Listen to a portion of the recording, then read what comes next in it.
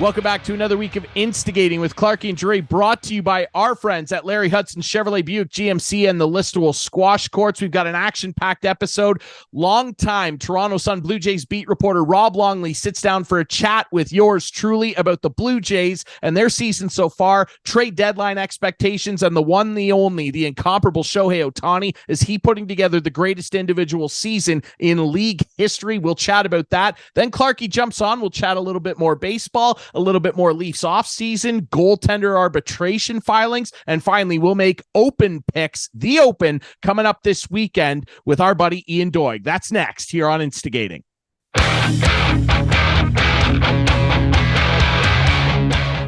Welcome back to Instigating with Clarkey and Drury. Ryan Drury here, pleased to be joined by a great guest, friend of the show, longtime Toronto Sun Blue Jays beat reporter Rob Longley, back on the show to chat some ball. Rob, how you doing, my friend? Good, Ryan. It's been a while. It's been a lot happening in this season, and obviously a lot left to happen. It's going to be very intriguing to see what we see going from here on in.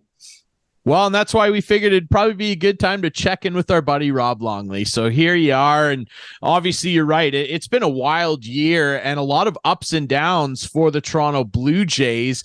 As they sit right now, they currently have a record of 53-41. I mean, they're well over the 500 mark. I guess the problem is the inconsistencies that they had, particularly in May, left them quite a bit behind the division leaders in a division that is so wild. What were your impressions of, I guess, the first half leading into this All-Star break for Toronto? I guess it depends on how you want to approach it. If you want to go the glass half full approach, they had a really tough schedule. They played a lot of division opponents. They started with 10 games on the road. They had some difficulties in the rotation, obviously, with Alek Manoah.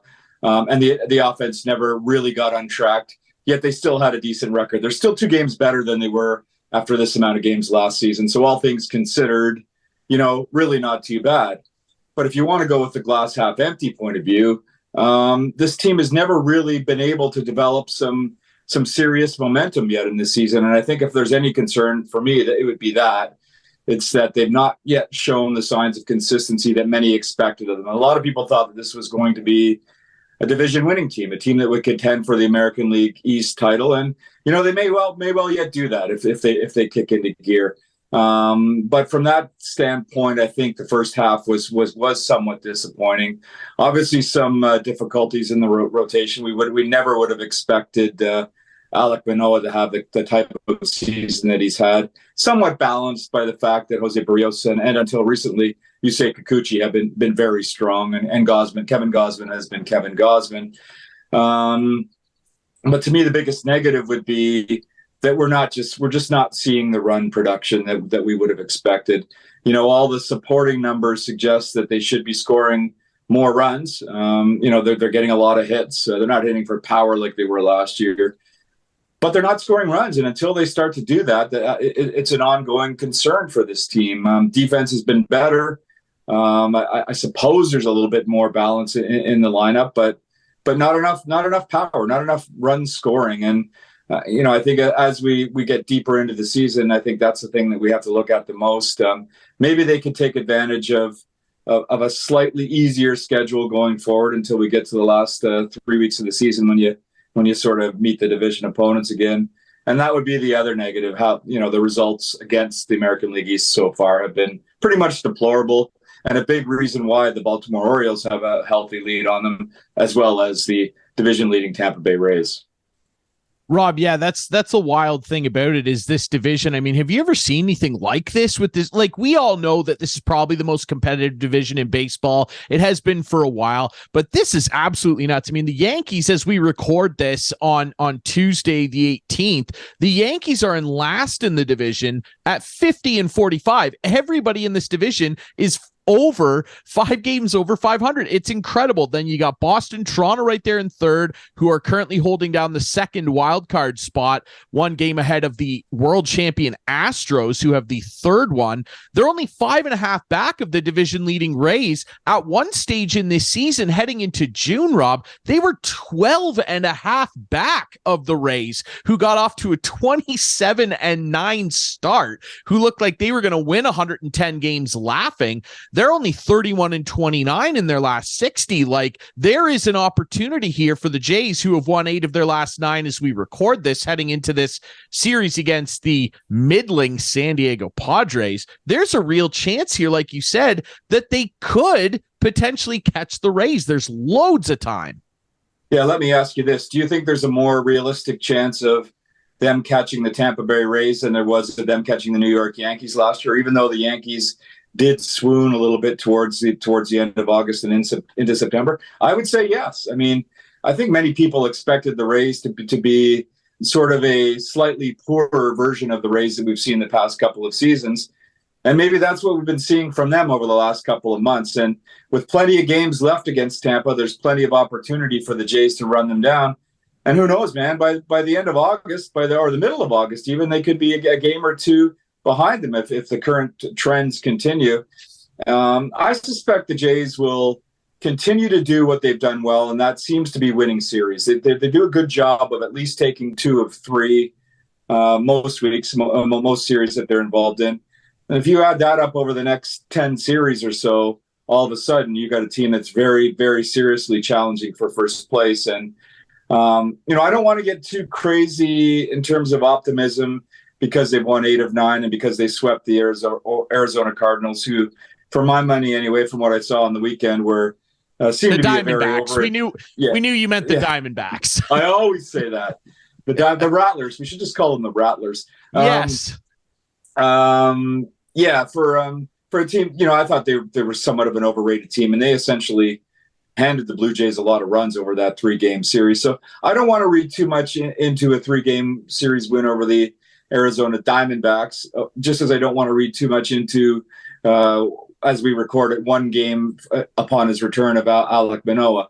But at least they're trending in the right direction now. And if there was ever an opportunity to have that leap into consistency, I think it's right here, right now.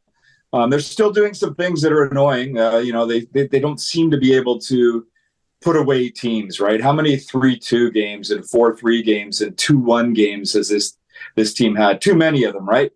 And given all that, the bullpen has done a heck of a job, despite being overworked like that, because very rarely do they have a night where they can sort of take it easy. So I think this offense, much of where they're going to go in the second half is going to be dependent on the offense. We were told prior to the season that losing Teoscar Hernandez and Lourdes Gurriel Jr. wasn't going to be a huge issue because they were going to manufacture runs and they were going to save a lot of runs saved by their defensive improvements. And to a certain extent, that's happened so far. But they're going to have to start scoring runs more consistently, and they're going to have to start hitting anyway, with runners in scoring position. And if they can do that for any level of consistency, I think they could go on a serious run and then become division contenders.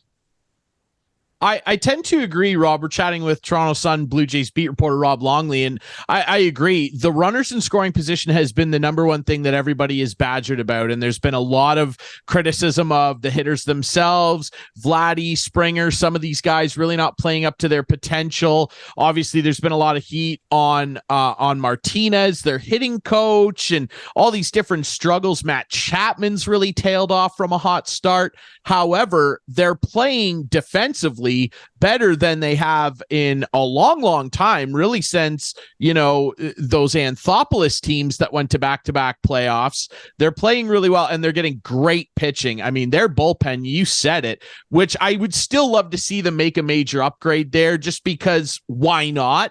But right now, over the last 2 months, they rank top 5, if not first, in every major category, including first in opponent batting average and runs given up. It's incredible what this bullpen's done. And Chad Green hasn't even joined up yet, which is really, really something. And the starting rotation's just been immaculate for the most part outside of Manoah. And we're hearing Hyunjin Ryu might be an appearance maker potentially in August. And even if you get him out of the bullpen, who knows?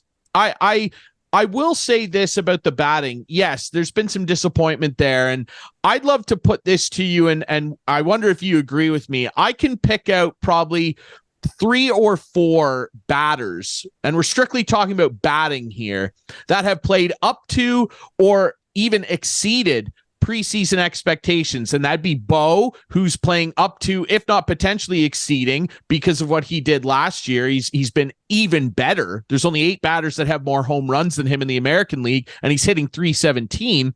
Whit Merrifield, who has been unbelievable and easily their most consistent base runner, and he's stealing bases, providing some pop. Danny Jansen, and to a lesser extent, Kevin Kiermaier, who's actually provided some pretty clutch hits for them. Outside of that, their hitting lineup has been pretty disappointing. Agree, disagree? Yeah, I agree. And, I guess Kiermaier is starting to tail off a little bit, but all very good points, Ryan. And so what happens then if Springer starts being the leadoff guy that he's been throughout his career?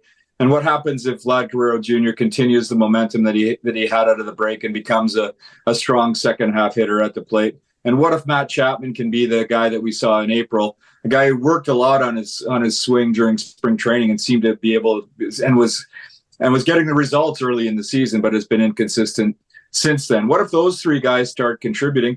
And what if Alejandro Kirk can finally hit a home run or 2 like he was doing last year? I mean, they kept him for a reason. They kept him for his bat, and he's been mostly, negligible at the plate. So if they can get just a little bit more from each of those guys, or, collectively, all of a sudden you have a fair bit more offense.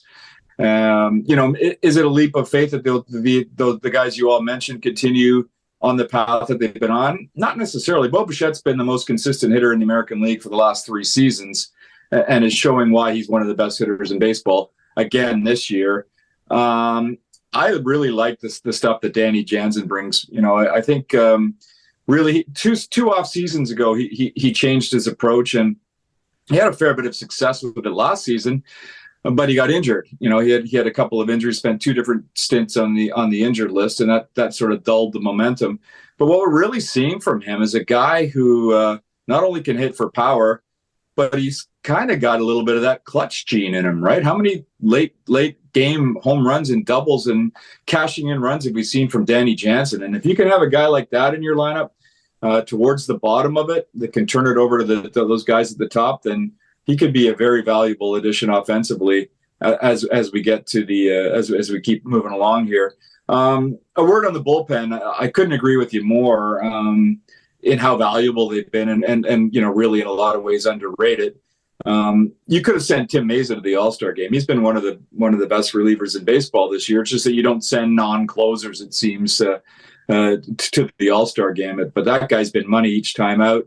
Jimmy Garcia seems to have sorted things out a little bit over the last 2 or 3 weeks. He looked so good in spring training. I expected that he would be a huge part of that bullpen this year, and was wildly inconsistent early on, but now seems to be hitting his form. Eric Swanson's a good leverage guy, and you 100% nailed it. If Chad Green comes back, and all indications are that he's on a similar track to Hyunjin Ryu, all of a sudden that will feel like not only a fresh arm, but it'll feel like one of those trade deadline acquisitions, because he's probably not going to join the lineup until right around August 1st, right? So even if you don't trade for another arm, which I think they'll try to do, I mean, you can't have too many in that bullpen.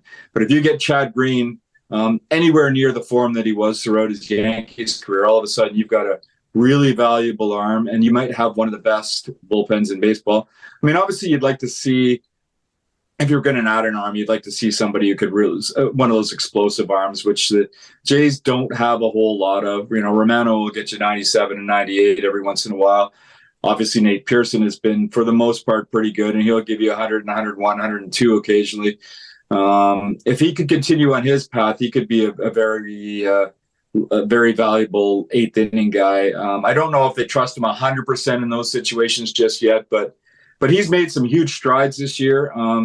certainly getting more comfortable than he's been at any point in his big league career, and seems to have embraced that role in the bullpen, and not just an early inning guy. They're not really shy about putting him in 6, 7, and 8 if they need to. So it's something to keep an eye on. But that bullpen, as you mentioned, Ryan, has been one of the quiet, real assets of this team throughout the season so far. Well, and for Nate Pearson, I mean, Rob, I think it's pretty simple. He's finding the strike zone. Like, he's throwing the ball for strikes, which is huge. But on that note, we're talking about how well this bullpen's performed, and almost in surprising fashion. That's my fear for the playoffs, that they're going to look at it and go, okay, well, Chad Green's going to come back, and that's a great addition if he can be even somewhat what he was as a Yankee. Like you pointed out, maybe we don't need to do anything. And then in the playoffs, some of these guys, one or two of them, cool off, and they were playing way above their heads. And then you've got nobody who's capable of providing that in the playoffs. That would be my fear. And I want to propose something to you here. It's coming up near the trade deadline, so let's talk about it. I mentioned this on our show a month or so ago to our buddy Steve McAllister, and I'd love your thoughts on this. Yes, he's making a lot of money, but I don't care. This is the Blue Jays we're talking about. They have nothing but cash. I think there's a guy out there that you could go acquire who's a great story this year. He's one of my favorite players. And he's on a team that is absolutely and deserves to be in sell mode outside of some of their young stars. I'm calling the Chicago White Sox and saying, what can we make work for a Liam Hendriks return to Toronto? I think that he would be exactly what they need. A motivated guy who just kicked cancer's ass. It's a great story. I loved his speech at the ESPYs. He's a motivated dude. He comes back in his first start, throwing 100, striking guys out. And he's one of the best closers in baseball. And now you've got some real options with Romano, where you take so much pressure off that guy and can give him some rest down the stretch. And then you've got Hendriks in there, the angry kangaroo in the playoffs. What's your opinion on that? Because I'd love to see it. Yeah, I love it too. And he will be available, and the cost might not be that much. I love it for all kinds of reasons. One that I alluded to is that they do need another high velocity arm in the back end of that bullpen, a guy who can throw it 100, 102. Jordan Romano's a workhorse. He can handle a lot of stuff.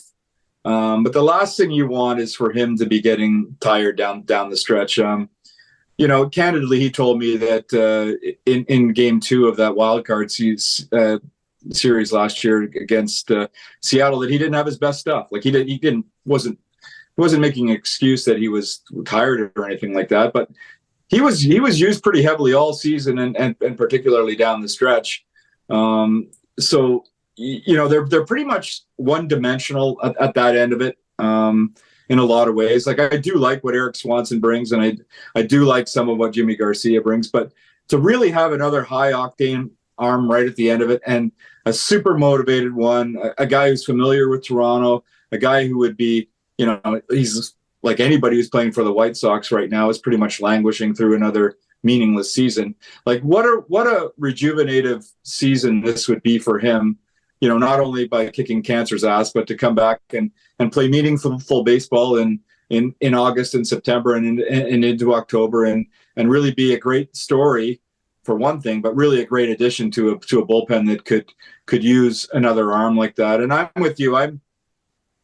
Ross Atkins talks a pretty good game, and let's hope that he's consistent in what he says about not having you can never have too many arms in a bullpen.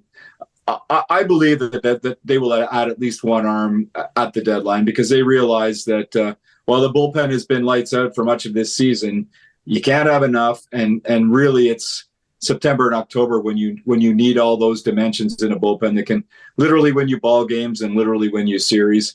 And also, within a couple of weeks, that as we talked about off the top, within a couple of weeks, the division race might be an even more serious carrot out there for them to chase. So, yeah, I love the idea of them pursuing Liam Hendriks. It's hard to imagine what it would cost. You wouldn't think it would be a terribly high price, but it's something that they ought to be kicking the tires on. Well, there's the thing, Rob. It's like there's the money thing there. He makes $18.5 million. However, because he makes that and it's on an soon to be expiring contract, I think that, we typically see in situations like that where the Jays would actually have some leverage in that trade conversation because they're going, well, look, we got to absorb that money and pay him out. So I don't actually think that it would cost them even potentially a B-level prospect and maybe some cash going the other way, which they're flush with. I think that it could be a deal that gets done a lot easier than maybe some think. Let's quickly talk about a deal that will not go down in that fashion. It will not be an easy deal, but it is the topic du jour of the baseball world, and that's Mr. Shohei Ohtani. Now, I know a lot of people would love to see him in a Jays uniform. I just don't think it's feasible because they're going to be, if they're smart, if Perry Manassian's smart, which you can debate whether that's the case or not, I'd be looking for at least 2 or 3 A-level prospects, which, let's just be clear, the Jays don't have. They have a bottom 20 farm system. Ricky Tiedemann's their best prospect. You'd be moving roster players in that deal, and I just don't think the Jays are in a position to do it as fun as it would be. Let's start with his season so far first. As we record this, 35 homers, leads the majors. It's ridiculous what this guy's doing. He's got a 3 ERA as a pitcher. Is this the greatest season in Major League Baseball history by an individual player, Rob? It's certainly looking like it, right? I mean, all the home runs and what is he? Is he a better power hitter or is he a better pitcher? When you're having that debate, is there a better home run hitter in the American League right now? No. Is there a better pitcher in the American League? Well, maybe, but I don't know. It's hard to imagine a greater season in Major League Baseball history. And it'll be interesting with that in mind. It'll be interesting to see what sort of courting the Angels get around the deadline. Typically, it wouldn't be the kind of deal that the Jays would make because you'd be overspending for a very, very short term. I mean, unless you had some sort of confidence and indication that you could sign him to that ridiculously large long-term deal that it's going to take, which suggests that he'll likely end up with the Dodgers or the Yankees or the Mets or something like that, because it's going to be that high, right? When he hits free agency. It's tantalizing to think about it, but it's not the type of deal that the Jays tend to do, and B, I suspect that there'll be there'll be a fair number of offers for the Angels to dissect and go through. So it'll be interesting to see where he ends up. But if you were all in on one season, and I don't think the Jays are all in on one season, I think they're all in on more like 2 or 3. What an addition that would be, right? I mean, how many wins is that guaranteeing you down the stretch, and how many wins is it almost guaranteeing you in every playoff series that you're able to play in October? It would be incredible. And yeah, what he's doing is just absolutely nuts. The fact that he's still pitching every 5th day. And for context, I saw a crazy stat the other day, Rob, that when Babe Ruth, in a season where he pitched more than 10 starts, over that span, he hit 2 home runs, which is outrageous. Yeah. Like Babe, yes, the Babe pitched and the Babe hit, but he typically did one or the other. It was very rare that he combined that level of success the way that Shohei is. The guy is a freak, and I watch every time that he's on the mound. It's unbelievable what how he's elevated his pitching, let alone this power stuff. It's incredible. One last one for you, Rob. If there was one bat out there, because we'd love to see Hendricks, we'd love to see some form of power pitcher come in to help this pen down the stretch. If there was a bat, excluding Mr. Ohtani, that you could go out and target right now, who would maybe be somebody that you would think would be someone who would be quality to go and try and acquire right now? Yeah, I've gone through, and it's hard to see. It's hard to see who's out there that would be attainable. Have you got any that jump out to you? Because, I mean, obviously they'd love to have a guy that they could put in the middle of the order, 5th or 6th, where the production tends to wane, maybe even 4th, because they don't have a true cleanup hitter. I don't think, anyway. Brandon Belt has been exposed from the time that he got here, and hasn't really hit with any sort of consistency. So they need somebody in there. But Are there any names that jump out to you? It's the market. I'm not sure how stout that market is right now. It's going to have to take shape over the next couple of weeks, but there is a guy who was an all-star that has cooled off from a hot first half, but has been very good against left-handed pitchers in particular. I'd maybe be calling the Oakland A's and saying, what's Brent Rooker think of coming north of the border? He would be an interesting guy that honestly probably would not cost a lot. Like the A's would be trying to sell high on his value, but there's a guy that you could go after. You're really looking at some of those bottom end teams in the AL that you could pilfer. I mean, Detroit, is there somebody there that you could wrench free? Kansas City? Like, there are going to be quite a few sellers, and there's going to be options out there. But I mean, Brent Rooker, hey, when the Jays trade for Oakland A's, good things happen. We know this. I was just going to say, and I know you, Mr. Athletics, but I mean, you know, what have they ever done? What have they ever got from the Athletics that have paid off? Josh Donaldson, Marcus Semien, Matt Chapman, and on and on and on, right? Yeah, not bad. Not bad at all. I mean, and you know, guys that step in and contribute right away. And Rooker certainly is having, you know, he seems to, he's the type of bat that would fit that profile. And what would the price be? I mean, probably not ridiculous, right? I wouldn't think so. And the other nice thing about a guy like Rooker, gives you some more outfield flexibility, if you will, and probably gives guys like Varsho and, more importantly, Whit Merrifield some rest down the stretch, where Whit Merrifield can get some extra rest and just play the infield the majority of the time instead of filling in when Springer's not in or Kiermaier's not in. Now you got a young guy who's 28 years old in Brent Rooker. You got some flexibility, which is never a bad thing. Rob, it's going to be an interesting... I like Merrifield at second. I like Merrifield at second base more than the outfield. And so, get some depth out there and you keep him in the infield and or day off here and there to keep him fresh down the stretch. Yeah, that makes a lot of sense. I completely agree. Well, it's going to be interesting to see what this team does down the stretch here, heading toward the deadline. We always appreciate your insight. You can follow Rob on Twitter. He is the Jays beat reporter for the Toronto Sun. Buddy, we always appreciate your insight. It's great to catch up with you. Great on my end, too. Too bad Clarkey's not here, but we'll catch him next time. We'll get him next time. He's around. All right. Speaking of Clarkey, we'll be right back to talk about the Open Championship coming up. Of course, we got to make some golf picks with our buddy Ian Doig. That's going to come up next here on Instigating.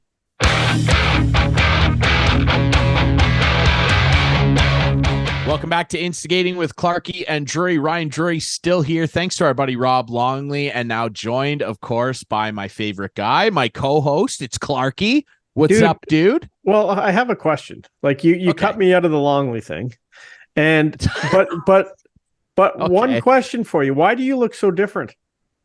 Okay, yeah. So for people watching the show that have a sharp eye, maybe you can't tell. I don't know how high def your TV is, right? You know, usually I'm looking a little more crisp, certainly a little more blue. Yeah. Than I am. What's going on there? That's because I'm back to using my my built-in FaceTime camera, because dear Kate, my Kate, she's, God bless her, she's running this entire production. It's actually a huge deal. Nice. You know, Clarkey, she's been a referee for a long time with the Ontario Ball Hockey Federation. Through that, it's nationals that are running as we speak. It's the National Ball Hockey Championships for all of Canada. So these are like provincial all-star teams that have converged on Mississauga, where the Steelheads play at that complex. She's in charge of the entire production. She was in charge of getting play-by-play people. Kate actually filled in and did some play-by-play herself today. Pretty unbelievable. She's talented. Getting all the cameras, the equipment, the broadcast schedule all figured out. That was all down to Kate. I guess she needed the converter plug, which I used to plug my nice camera in on my computer that Kate bought me, by the way. Big shout out to Kate here before I railroad her and throw her under the bus. That converter, which is also Kate's, so this will sound silly when I say it, she stole it. She took it from me. Well, if it's hers, she didn't steal it. It's hers. She took it from me. Hers. and didn't tell me she took it, and she didn't know that we were not done filming the show. She thought, oh, Ryan talked to Rob Longley. What a great interview about the Blue Jays. Follow Rob on Twitter. Yeah. And he's done. He's done for the week, and I can go to Mississauga and take this converter. And lo and behold, I'm in slightly less higher definition. And it's a great facility. I spent many days and nights at the rink in Mississauga watching, of course, not only the Mississauga St. Michael's Majors, but also the Mississauga Steelheads, as we billeted some players. We billeted, of course, Stuart Percy. And a Finn named Mika Partanen, who's still playing, I think, somewhere. And Doug Harvey. Not the Doug Harvey, but Doug Harvey. So, spent many days there. Obviously had season tickets watching the majors on their Memorial Cup run with Coach Dave Cameron, and he didn't win. He didn't win the OHL championship, but because they hosted the Mem Cup, they got to the Mem Cup, and they didn't win that either. So it was kind of disappointing that year, not winning. Yeah, that's always a bummer. Yeah, a bummer, sir. And you know what? I don't know that will happen this year. Usually when the host team wins and they don't get through their playoffs, people can be critical. We saw our buddy Brock Byer do that with the Windsor Spitfires back in the day. I have a sneaky suspicion this year on that topic that the Saginaw Spirit, they're pretty good. And I think they actually, if they don't win the OHL title, which they will be a contender in a weekend and more soft Western Conference with some contenders coming down, I think that they could make a double run. They could make a run at the double, my friend. I was in Saginaw. Remember I said I was going away? Yes, yeah, you were right down there. Did you take a drive by the rink? We kidnapped Sue and we went for a little drive. Stayed in a tiny home in Michigan, and then we went to Mackinac, and we went through Saginaw and went to McDonald's there. And let's just say I'll never go back to that McDonald's. It was not a pleasant experience whatsoever. We just went in for breakfast. We went in for breakfast, and it was not a pleasant experience. Just to say the least, it was not fun at all. Yeah. Well, your first mistake was going to McDonald's for breakfast. I know, but it's the worst meal. Strange town. Sure. Where are you going to go? Right. There is a lot of Tim Hortons down there, but we didn't see one when we were hungry for breakfast. But anyway, so I was in Saginaw. I was close to Flint as well. Well, there you go. You didn't drift over that way, eh? No. Yeah, it's anyway, let's talk quickly just before we're on hockey now. Let's shift quickly back to baseball. Well, we should before I was just going to say we should, because you were talking about Kate and her refereeing ball hockey. And yes, can we please get this robot strike zone into effect immediately? Well, dude, yeah, you're talking about the fiasco the other night with Manoah, who had a greasy outing. But some of it, I'll agree that it was being propped up by some bad calls. It was a bad strike zone. And how about Pete Walker getting taught? That was outrageous. Like, the umpire went out there because he wanted to toss somebody. And, like, you're not supposed to go out there. Pete wanted him to toss him. There's no question in my mind. Pete didn't look at him. Pete didn't talk to him. And Pete was saying things, and I'm sure it was directed towards the umpire, and the umpire heard it. I guarantee he went to Manoah and said, look, I know this guy's giving you a brutal zone. You've got to calm down. And the umpire overheard it. My problem with it, though, is that you get a 30-second mound visit. The umpire's only supposed to approach the mound when there's 10 seconds left. He went out there immediately. He didn't give Walker any privacy with his guy. And I know that might sound silly to people too, but that is the rule. Like, the umpire's supposed to start walking out there at 10 seconds to ensure that it stops at 30 and then toss someone if necessary. He was out there within 0.5 seconds. It was a joke. And the strike zone was a joke too. Speaking of strike zones, though, and someone who is definitely not a joke, congrats to our buddy Jim Cressman, retiring from umpiring. We had him on a little while ago, and he had mentioned that he was going to hang it up at some point this summer, and he officially has. And just congrats to Jim. He's one of the friends of the show, dedicated his life to the sport of baseball, particularly behind the plate. And what a great career. And he umpired a lot of huge events, big tournaments, saw a lot of great ball players, and congrats to Jim. I wish it had been him behind the dish the other night. Alek Manoah might have gotten some decent calls. Yeah, well, he was a fill-in, right? He got a call to fill in anyway during the strike back in the 1950s. When was that? No, he's not that. It was not the 50s. We're trying to be nice to our friend I'm kidding, Jim. No, congratulations. A long-time junior hockey guy as well in London. And he was. I never saw him ump. He never had the pleasure of kicking me out of a game. Only got kicked out of one game in my coaching career, so I did pretty well. I'm shocked by that. For the most part, I treated the umps pretty well. I really did. I did. I do respect them, but sometimes they get on your nerves. Well, and that was the talking point the other night at the game where the Jays, of course, got blown up by the Padres and Manoah. Oof. Tough one after that real positive comeback in Detroit. He throws 92 pitches in three innings. That's tough, man. And it's a feel thing. He has lost feel for his slider in particular. He cannot throw that thing for strikes.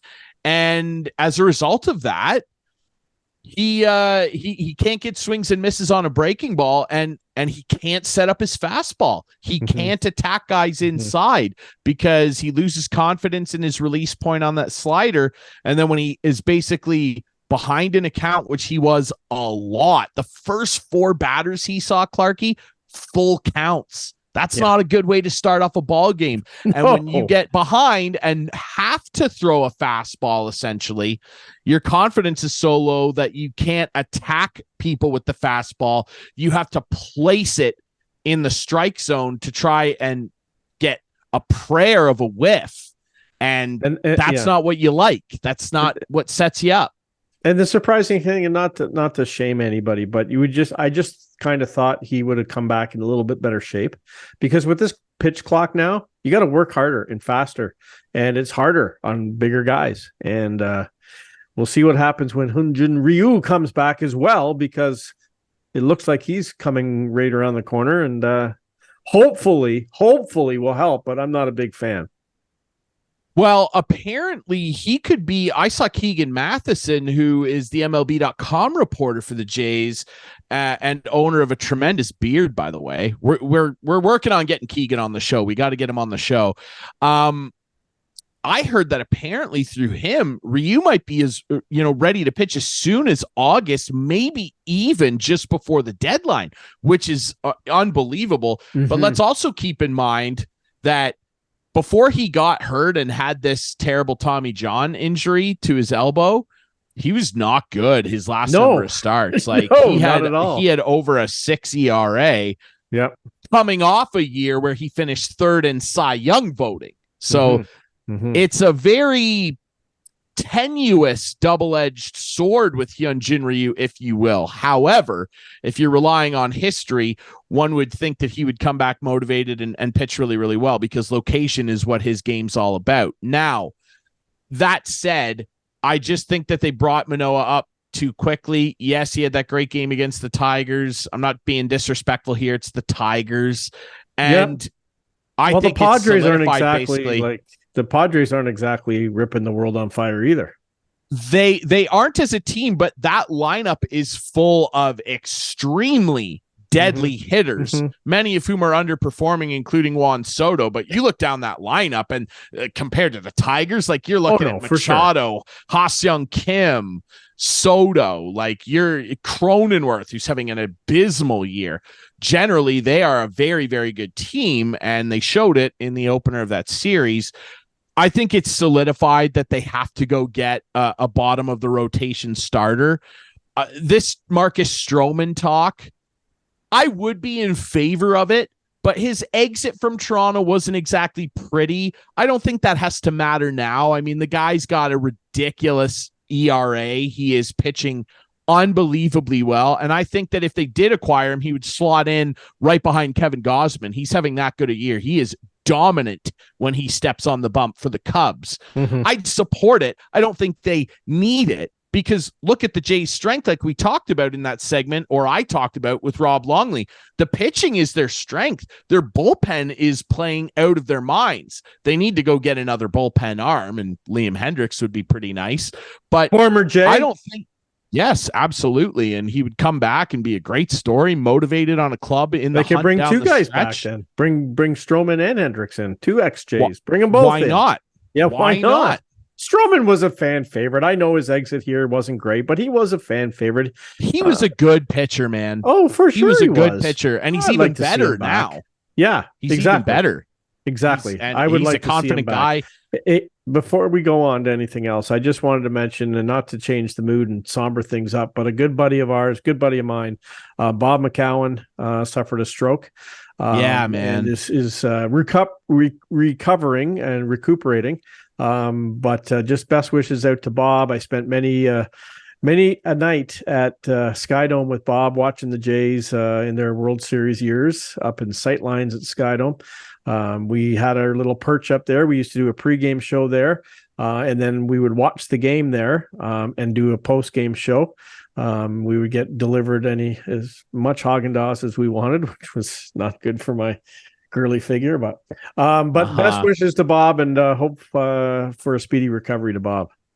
Absolutely, the Bobcat himself. Believe he did just recently leave the hospital and is back home, which is great to hear. A legend, the legend of legends in terms of sports broadcasting in this country, man, particularly on the radio side of things. And he's a friend of the program, and we're definitely pulling for him. There's no one better. Good news ever in this country. No, there's no one ever as good as he at sports radio in this country ever. And the style too, like he had like an aura about him, and you could feel it through the radio. Like when they started televising his show, it was more evident, like the sunglasses, the whole demeanor. Like it's very rare that like you can feel somebody's presence through the radio waves, and he's a guy that certainly exuded that, and he's a legend because of it. And on a show we used to host, he gave us he almost gave us 2 hours of his time. Like he's a giving guy. He's given a lot to the industry in this country, and we're all hoping for good outcomes and good things and good vibes for Bob. So well said, sure. Well brought up. Yep. Let's shift our focus away from the bright lights of the Rogers Center and talk a little bit about, more bright lights in Toronto. Ryan O'Reilly's comments the other day with our buddy Aaron Karolnek. We're going to have to bug him to come back on the program here and maybe dissect what him and Carlo thought of this on First Up the other day. Basically asking him, what he thought of some of Treliving's comments about the fishbowl and the bright lights, and some guys don't like it. And he didn't deny that might have played a factor into him leaving for Nashville, but he didn't exactly, full scale confirm it either. But he did say, that Nashville was a place that was a little more preferential to him. What were your thoughts when you heard those comments, Clarkey, from a guy that everybody, including yourself, was very excited about acquiring? Oh, for sure. I was definitely excited about him when they got him, and I wish they had been able to re-sign him. It sounds like, from all the media pundits, saying that they did offer him what Nashville basically gave him when he signed there. Hey, you know what? Some people just don't like the spotlight.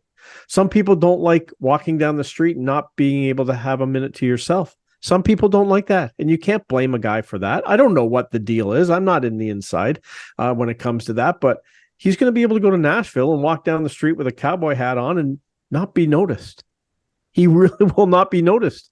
I mean, Kyle Davidson is first one to, he was interviewed on the street there, the GM in Chicago, by a guy who had no idea who he was. And he was in the media.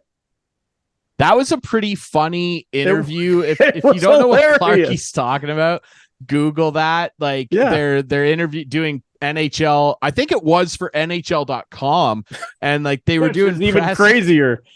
They're doing press for the draft, and there's Kyle Davidson looking very unassuming. Like he's not got a suit on or anything. He just looks like some dude coming out of a pub.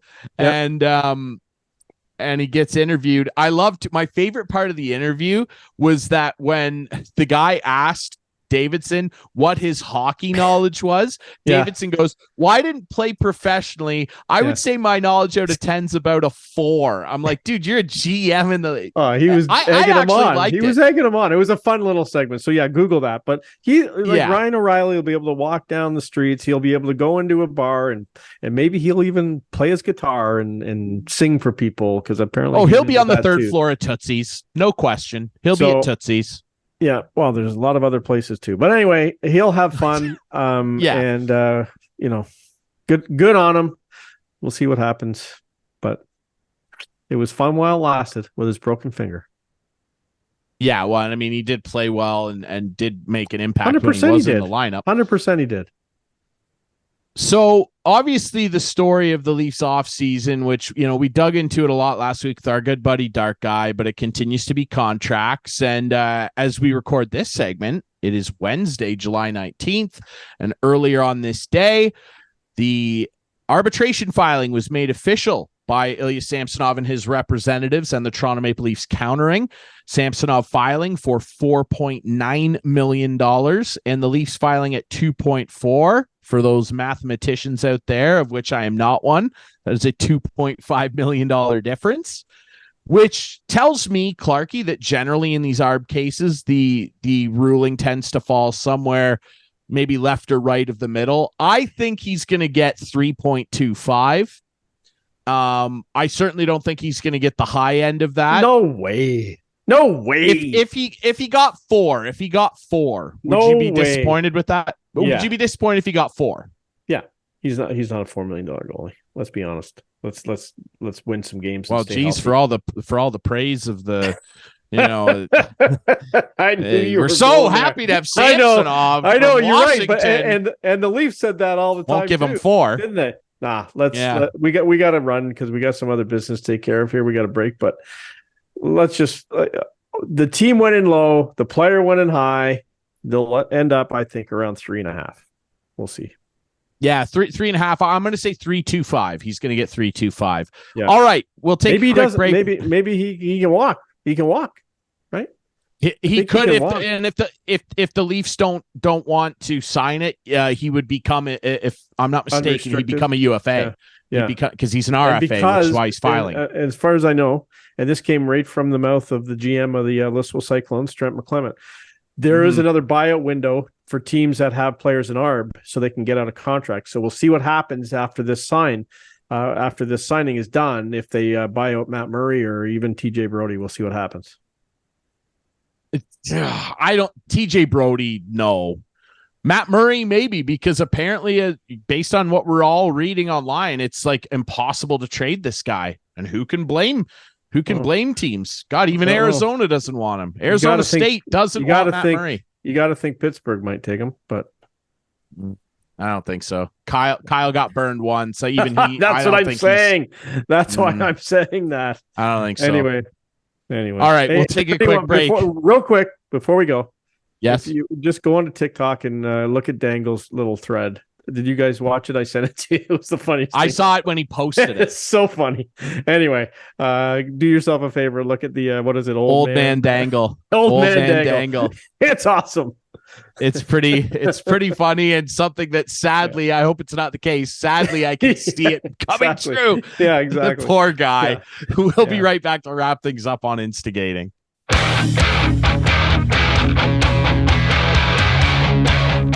Welcome back. Wrapping things up here on Instigating with Clarkey and Drury this week. Ryan Drury, Clarkey, thanks again to our buddy Rob Longley chatting about the Blue Jays, Sun beat reporter for the Jays. We're pleased to wrap the show up here.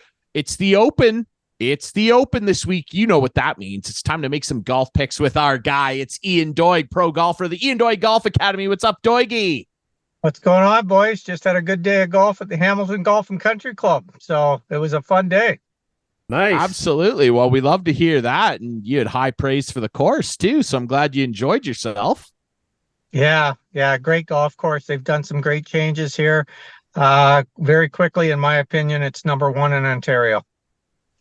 Oh, Wow. You heard it there from the pro himself. You got to check that out. Well, next week we're going to be at number 2. Tangle Creek. Is that number 2 or what? Number 2 on some lists. Yes. Okay. Well, we're going to be there next week. A little tease. We're going to get some lessons. It's going to be a special episode. It'll be fun. But let's get to the picks. Let's get right into this. Let's do it quickly. It's called the Open. It's the Open, and I finished last in the U.S. Open pick, so I once again am bestowed the number 1 pick. And as much as I don't want to do this, you're doing it. We know you're picking them. So just pick them. Hold on. Who finished first at the U.S. Open? Shut up. You did. Okay, I'm just checking. I think he knew that. You did. So as much as I don't want to do this, because it pains me when I pick him. Why? And he doesn't show up. Then don't pick him. It's been 9 years since he won. However, the last time he won this tournament, it was at this golf course. Yep. And after a stellar comeback performance to steal the Scottish Open, I have to take Rory McIlroy. Come on, Rory. Wow, go way out on a limb there. Right? Exactly. I have to do it. Exactly. I'll hate it if he doesn't perform well, but if he does, and God forbid he wins, which we would all like to see after 9 years, I'll kick myself if I didn't pick him. Clarkey, there you go. 2. Well, I'm going off the board because I don't like to pick the obvious. I can't stand it when you do this. I don't like these guys, but there's a guy I've loved for a long time. I just like his demeanor. I like his squeaky voice, and he's from Justin Rose. I'm going with Justin Rose as my first pick. I just think the Europeans are going to do well over there. I don't hate that. I like actually. Justin Rose, so he's my first pick. I don't hate that either. Adam, that's a pretty good pick. I hope Adam's Doigy, back-to-back picks. All right, so I'm going to kind of be a little obvious here. I pick him a lot. I think he's just a stellar player, and he's been playing good this year. I'm going to go with Brooks Koepka as my number 1 pick. I like that. Terrible pick. My second pick, not really off the board. He's been playing really well of late, and I actually think that he's ready to break through, and I really like the guy a lot. I'm going to go with Tommy Fleetwood. Oh, I like that pick too, Doig. Yeah, that's a good pick. You guys I wanted. Okay, back to Clarkey. Well, the guy you want to pick, Ryan, will be available. I can tell you that much. Because the guy you were going to pick is not the guy I'm going to pick. Great. But the guy I'm picking is a guy who had a great week last week. Another guy who's local. His name is Robert McIntyre. Write him down and read him and weep. Wow, I like that. That's an off the board one a little bit. And you're right, you didn't take my guy. No, I know. And I'm glad you didn't. Because now it's back to me for back-to-back. Yeah, you're going to get Rory and John Rahm. You're going to get both the big guys. No. We just lost your light. John Rahm will not be my pick here. So buckle up. I like this guy because I also think he's ready to finally break through. Like Ian said about one of his picks, Mr. Koepka. Eventually, this guy is going to win a big one. And I think he has an opportunity to do it. I pick him a lot because I love Victor Hovland. So I will take Victor. Hey, Victor. And for my second pick, I got to take the Texan. I got to take Big Tex, and that's Scotty Scheffler, who's going to put it together off the tee this week. Scheffler and Hovland. Let's go. Ian, can you believe Ryan could have had Rory, John Rahm, and Scotty Scheffler? Like, that's pretty good. That's pretty good. So John Rahm is still available, right? But I'm not picking him. Okay. Good. Can you guys hear me okay? We can hear you. Yeah. You're absolutely. all good. Okay. You're all good. Because now I'm through the radio because I had to turn on the car to get my light going. So you're in a vehicle. That's all good. So we should talk. Alert and use voice commands while driving. Please proceed to the highlighted route and then the route guidance. Can you turn your GPS off? I just turned it off. How about that? Thanks. Incredible. And by the way, while we're talking about it, Larry Hudson's has some nice Colorados and Canyons coming in, and they're all redesigned. They're beautiful. If you're interested in one, come and see Clarkey. If you have a rep already, Go see who your sales rep is. But the Colorados and Canyons are beautiful. They're a mid-sized truck. They're not the big Sierra Silverados, but they're coming in all new, redesigned. They're a beautiful truck. Ian Doig would look. Hudson's has it. Okay, Hudson's has it. What do you have? I will look at one. I will look at one. He's going to look at one. I know he is. I am picking. As you can see, there's a little theme in my picks, as there usually is. This kid played this course when he was 3 years old, and I'm not joking. His name is Matthew Jordan. Yes. Okay. Oh, wow. Look at that pick. I've been watching, just by the way, I have fell in love the last 3 days with Sky Sports Golf. Oh, it's so good. It is unbelievably good. And They're they've been good. live on the range. They've been live on the driving range every morning this week. And the interviews they've had, the little games they play, they have a wheel that they touch the wheel and it comes up 6-iron. And then they touch another one and it goes 85 yards. So you got to hit a 6-iron 85 yards. And the guys are challenged to do that. All these, like Rory and everyone's coming in. Anyway, Matthew Jordan is my next pick. There you go. Doigie back-to-back to wrap your selections up. Okay, so do I understand correctly? Is Scotty Scheffler still on the board? No, I took Scheffler, but Scheffler. Jonathan Rahm is John available. Daly is available. You know what? I'm gonna pick Matt Fitzpatrick. Yeah. You took my last guy. He won't do anything, but that's fine. And this is a little kind of off the board for me, I think. Don't do it. I'm going to pick, and the reason I'm picking this guy is because I don't think putting is going to be as important this week as ball striking. And I'm going to take Corey Connors. He did it. No, I wasn't picking him. Corey. I wasn't picking him Corey. this week. I wasn't picking Corey. him. I just That's sucked a him good into team. picking him, though. That's a good fine. team for Doigie. Clarkey, Okay. rounded out for your picks. Okay, so another guy. This guy's been around a long time. Ian's watched this guy for a long, long time. Always plays well over there. I love his voice too. Patty Harrington. Wow. That is off the board pick right there. All my picks are off the board. I'm either going to do great or I'm going to miss the cut. One or the other. Yeah. Patty Harrington. He seems like a real good guy too. I don't know if you know Patty, but he was so nice to the crew. I just picked guys who I fell in love with on Sky Sports this week. There you go. Awesome. Patty is a good guy. Patty is a good guy. Yeah. There you go. Well, I'll round it out with another. I got to stick to my guns here. I got to stick to my guns. You're going to get John Rahm. John Rahm's not going to get picked. I can't do it. Why not? I can't do it. Anyway. I can't do it because I want to go with one of my guys. Because John Rahm, you know this. When John Rahm, starts slashing it around and has trouble in the first round, he can fall apart. He gets pretty hot-headed. Now, Patrick? No. No, I can't do Cantlay. Are you going with, no. Oh, he's going with Patrick Reed. No, come on now. No, not a chance. I have to stick with my guy. I love Rick. I would love to pick him because I'm all about the creamsicle shirt. I love Ricky Fowler. I love that he's back on the scene, but I can't do that either. I'm sticking with my guy, Colin Morikawa. I thought he was going to say Montgomery.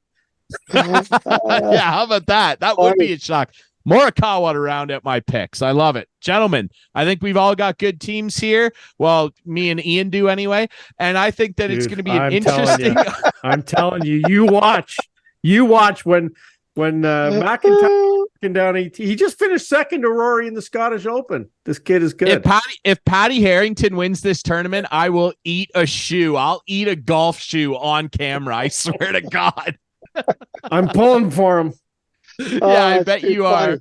All right. I know that we're out. Our segment's really short here tonight, but I just want to, if you guys will allow me to do this, give a shout out to my very, very good and close friend, Gary Koch, who was just announced yesterday as the winner of the 2023 Payne Stewart Award, which is a great award given away to professional golfers in America, and Gary was instrumental in me being a professional golfer, but me being who I am, and I just want to reach out and congratulate my very, very good friend Gary Koch on winning that award. It's a big deal. Yes, congratulations. Absolutely it is. And congrats Doigie, next time you come on from your house, you got to get Gary on with you.